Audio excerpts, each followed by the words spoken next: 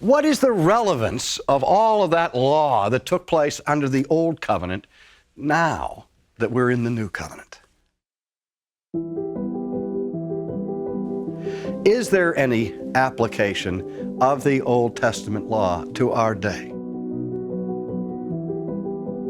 I've told the story of being invited to speak in New York several years ago, more than 2 decades ago, speaking at a very large church, and I was doing a series on the holiness of God.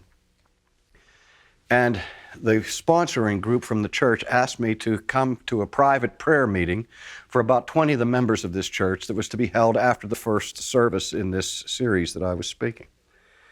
And so after this evening service, we went to this person's home, and it was a mansion. Priceless works of art adorned the walls, and even the front yard had a Henry Moore piece of sculpture in it.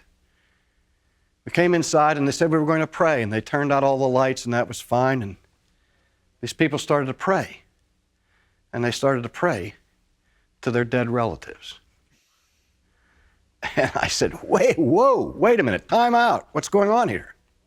And they said, oh, we're being led by the Holy Spirit to contact our departed relatives who are in heaven. I said, we're not allowed to do that. I said, why not? And I explained to them what the Old Testament law was, that in Israel this was a capital offense, that this was an abomination to God.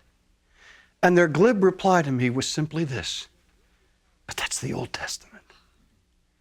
It doesn't have any bearing on us. And so I asked the question, what has changed in redemptive history? What has changed in the character of God and of His relationship to His people that makes a practice that once was utterly odious to Him now something in which He takes delight? Thy word is a lamp to my feet and a light to my path. It's a scary thing to walk a dangerous path when you have no light for your feet. And that's where we are when we are ignorant of the law of God.